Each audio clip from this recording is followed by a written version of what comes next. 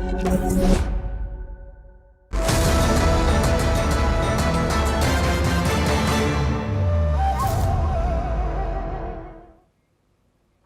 and welcome viewers, I'm Pia and you're watching the China Report on NewsX World. Let's take a look at the headlines this hour.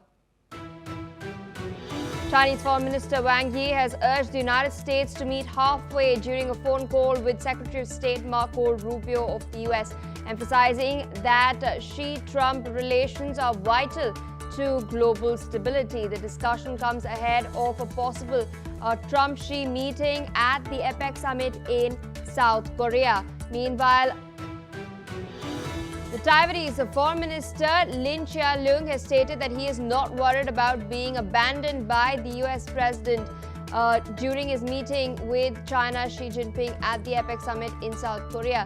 Lin has stated that Taiwan-U.S. ties remain strong across security, trade and diplomacy despite rising pressure from the Chinese.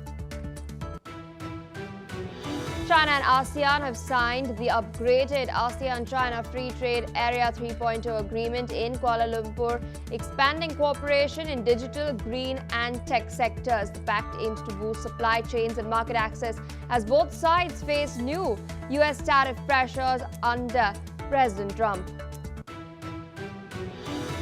U.S. President Donald Trump met Japan's new Prime Minister Sanae Takaichi in Tokyo for talks on trade, security and critical minerals. Both sides have pledged to strengthen supply chains, address unfair trade practices and boost cooperation in order to secure rare earth markets. Russian President Vladimir Putin has met North Korean Foreign Minister Cho Sun-hui in Moscow to strengthen bilateral cooperation. Cho and Russia's Foreign Minister Sergei Lavrov have also held strategic talks, agreeing on all points and pledging mutual support on security, sovereignty and the conflict between Russia and Ukraine.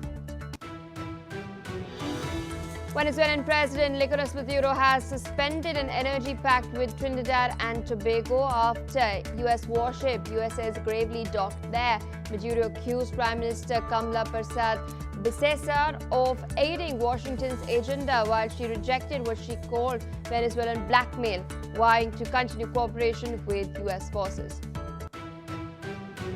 British Prime Minister Keir Starmer has signed an $11 billion deal with Turkey to sell 20 Eurofighter jets over 10 years after talks with Turkish President Recep Tayyip Erdogan in Ankara.